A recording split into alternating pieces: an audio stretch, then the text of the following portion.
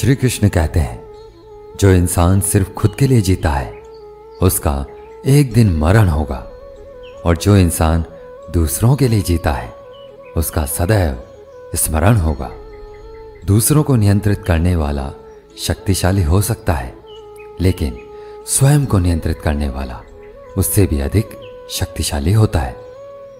जो आप पाना चाहते हैं वह मांगने से नहीं मिलेगा, आपको उसके लायक बनना होगा। अहंकार मनुष्य से वह सब कुछ करवाता है जो अंत में उसी के विनाश का कारण बनता है। इसलिए जीवन में जितना जल्दी हो सके अपना अहंकार त्याग दें। कुएं में उतरने के बाद बाल्टी झुकती है, लेकिन झुकने के बाद भरकर ही निकलती है। जीवन भी कुछ ऐसा ही है, जो झुकता है वह अवश्य ही कुछ ना कुछ लेकर ही उठता है। यही जिंदगी जीने का सार है।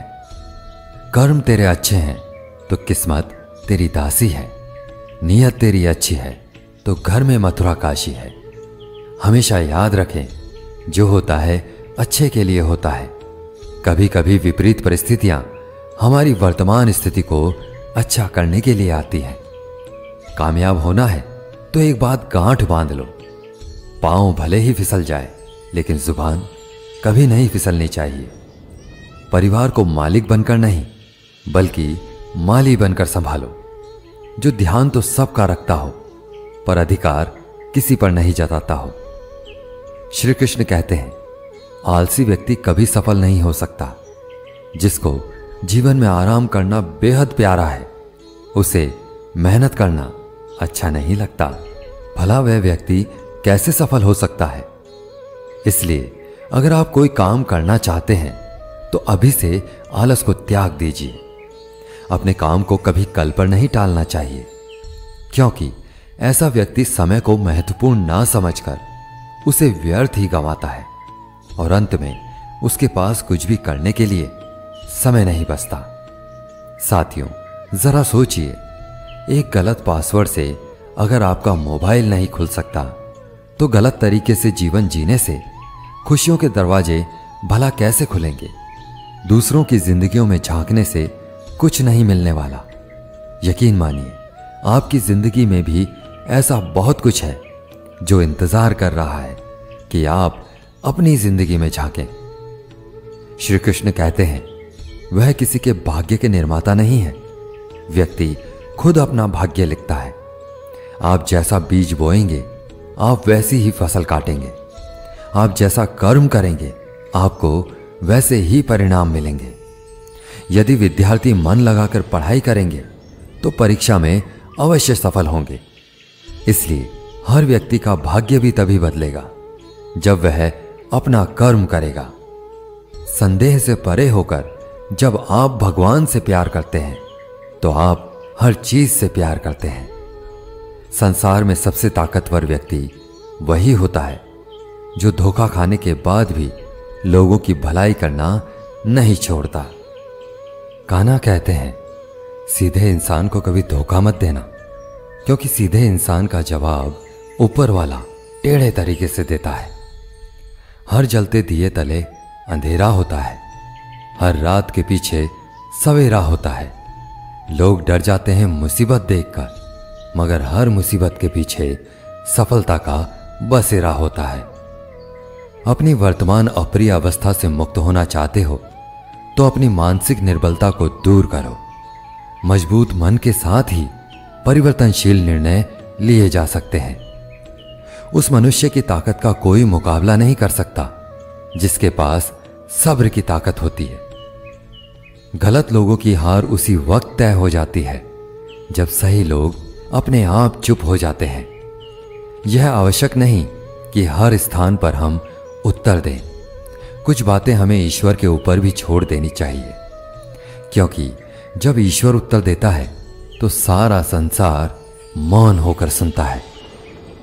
मन कभी सही सोचता है तो कभी गलत, क्योंकि आत्मा में प्यार का संस्कार भी है और नफरत का भी। जिस संस्कार को ज्यादा इस्तेमाल करोगे वही आपका स्वभाव बनता जाएगा। अब यह आपका चुनाव है कि आप प्यार चुनते हो या नफरत। नफरतों में क्या रखा है। मोहब्बत से जीना सीखो, क्योंकि यह दुनिया ना तो तुम्हारा घर है, ना ही तुम्हारा ठिकाना। जब दिल में मैल, तबीयत में जिद और शब्दों में मुकाबला आ जाए तो ये तीनों जीत जाते हैं, मगर तब हारते हैं तो सिर्फ रिश्ते।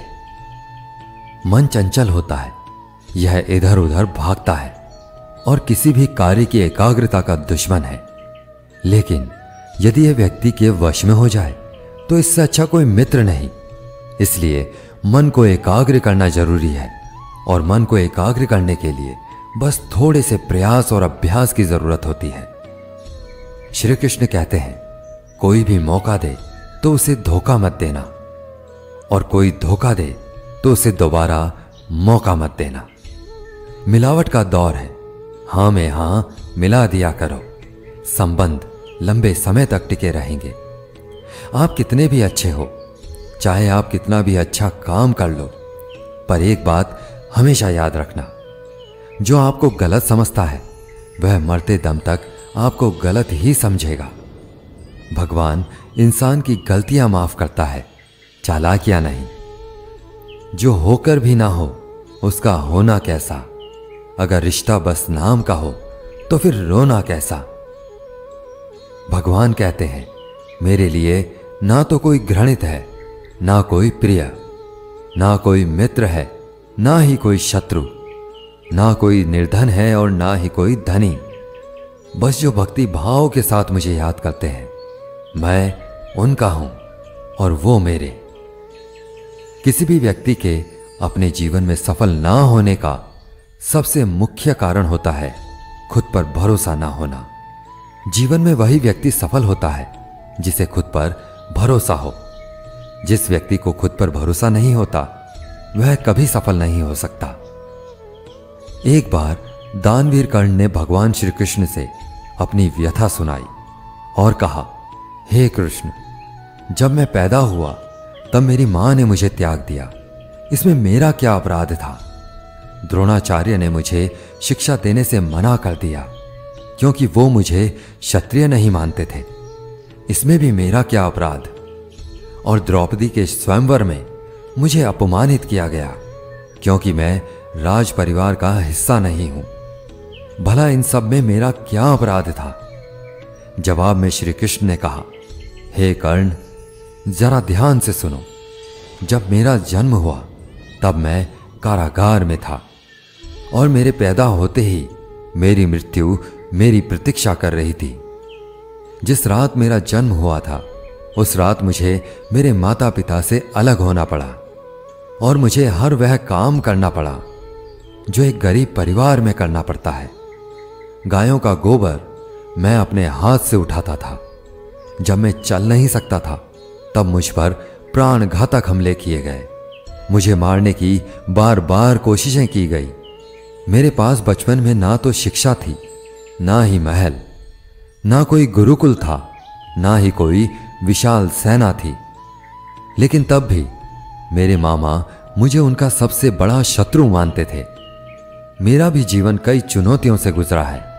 यह बात इतनी महत्वपूर्ण नहीं है कि जीवन में कितनी बार अपमानित होना पड़ रहा है, पर यह महत्वपूर्ण है कि आप उस अपमान का जवाब कैसे दे रहे हैं।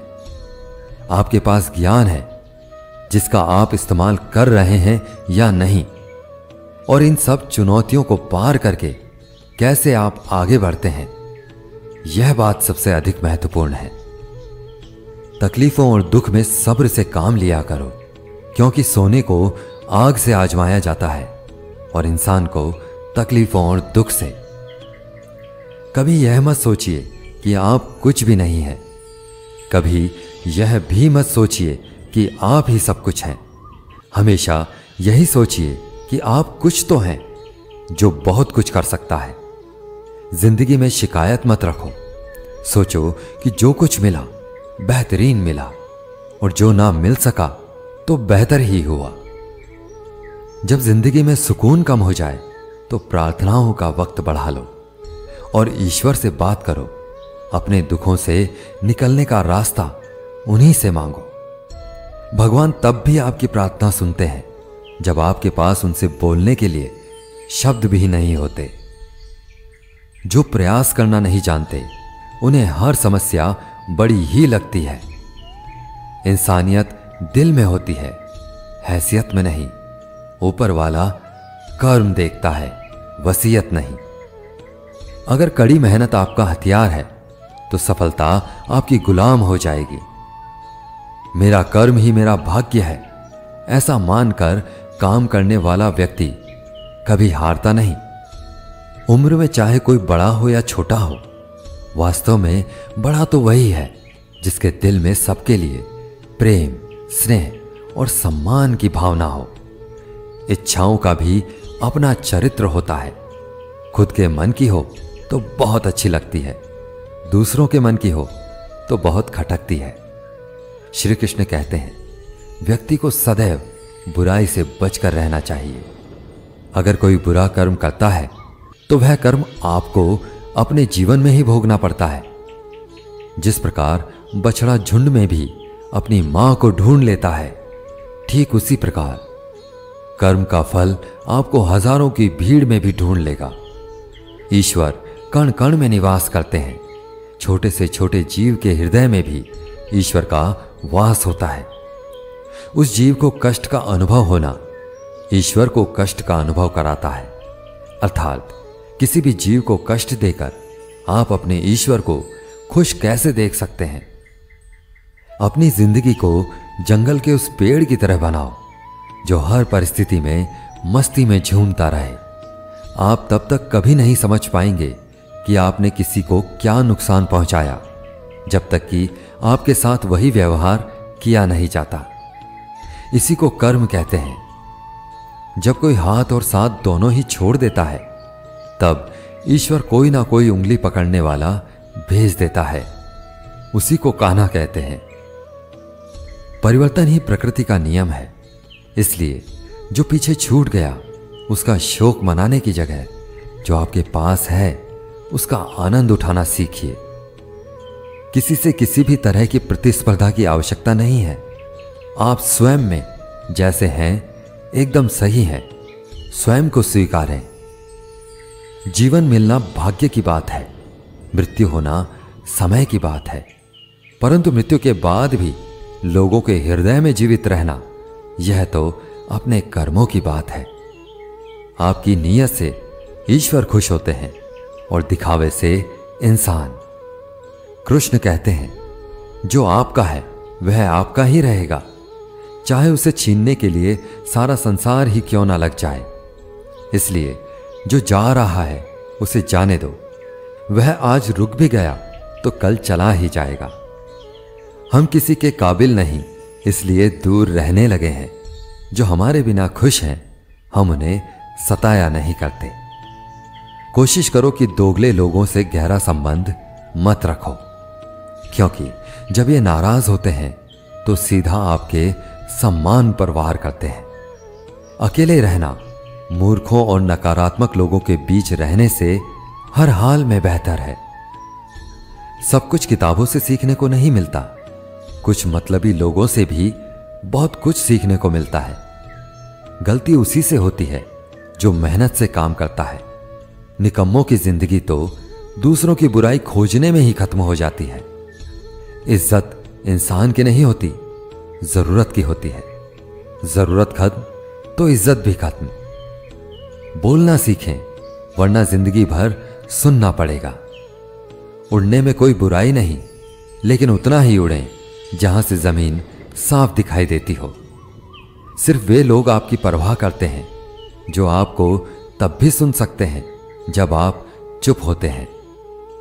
चिंता उतनी ही करिए जितने में काम हो जाए, उतना नहीं कि जिंदगी ही तमाम हो जाए। आप अपने शब्दों को चाहे जितनी भी समझदारी से बोलिए, लेकिन सुनने वाला अपनी योग्यता और अपने मन के विचारों के अनुसार ही उसका मतलब निकालता है। यकीन करो, जो तुम्हें भूल चुका है वह भी याद करेगा, बस उसके मतलब के दिन आने दो। याद रखना कि मुश्किलें देने वालों से बड़ा होता है मुश्किलों से निकालने वाला। अगर यह बात समझ में आ जाए तो मुश्किलें ज्यादा दिन टिकती नहीं।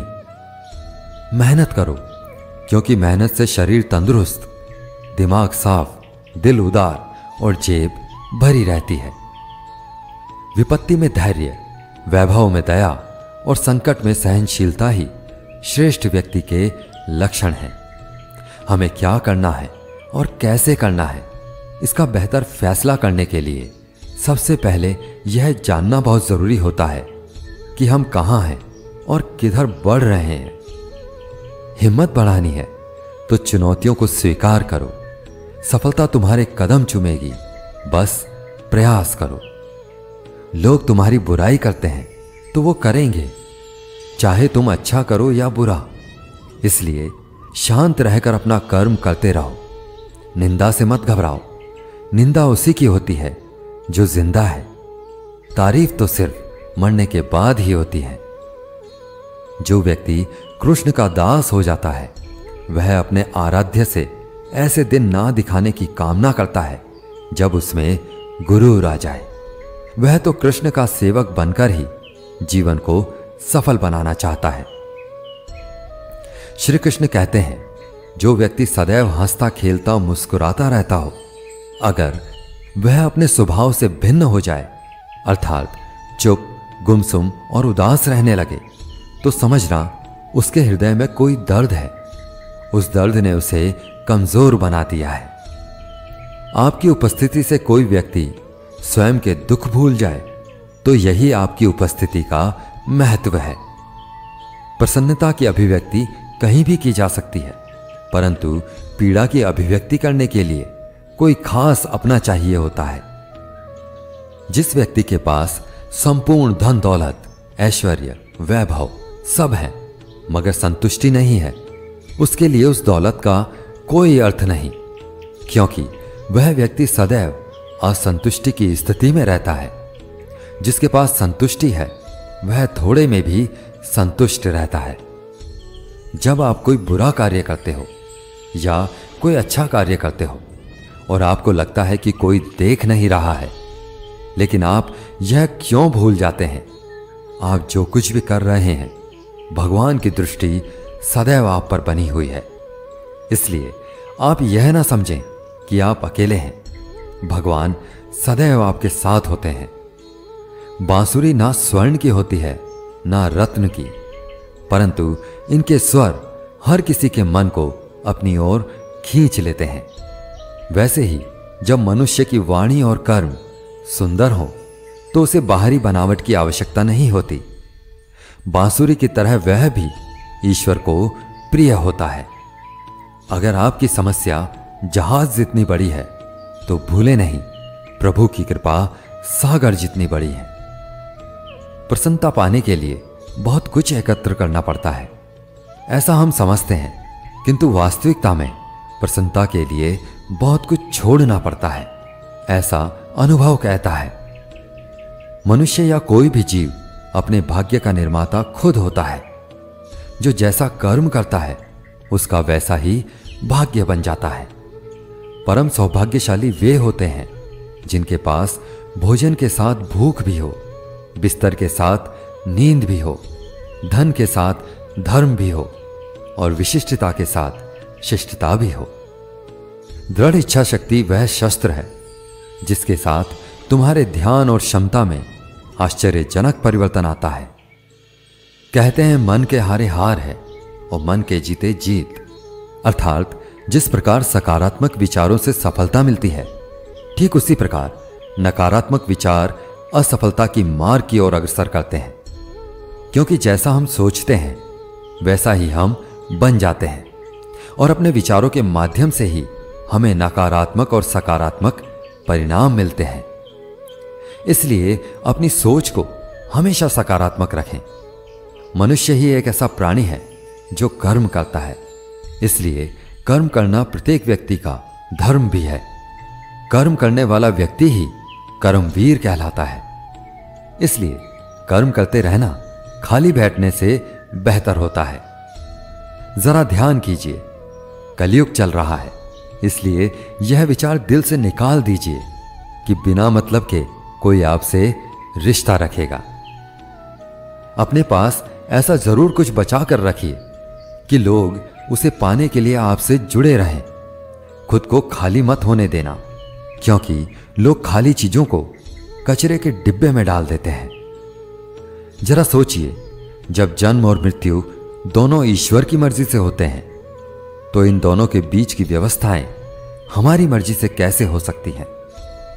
जीवन में जब भी हम कुछ बुरा कर रहे हैं और हमें लगता है कि हम किसी दूसरे के साथ ऐसा कर रहे हैं, यह हमारी भ्रांति होती है। वास्तव में बुरा तो हम अपने ही साथ कर रहे हैं, क्योंकि हमारे कर्मों का अंतिम फल हमें ही भोगना पड़ेगा। हम जो भी बो रहे हैं उसकी फसल हमें काटनी है। इंच इंच का हिसाब होता है।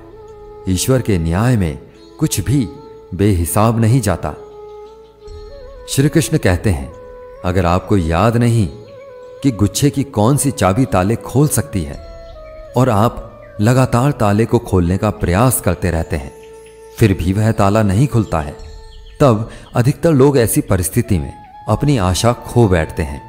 उन्हें लगता है कि चाबी कहीं खो गई है और वे तिलमिला जाते हैं, क्रोधित हो उठते हैं।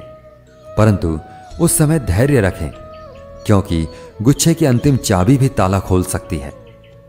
इसलिए जीवन में जब भी हिम्मत टूटने लगे तो इस कहानी को याद कर लेना। एक समय की बात है, एक राज्य था। उसके राजा की सभी आसपास के राज्यों के साथ बहुत अच्छी मित्रता थी। सभी का वहां आना जाना लगातार लगा रहता था। इसलिए सभी राज्य उनके लिए आए दिन कुछ ना कुछ भेजते रहते थे। कभी आभूषण हो, तो कभी खाने का कुछ हो, तो कभी वस्त्र इत्यादि। कुछ ना कुछ उपहार हमेशा देते रहते थे।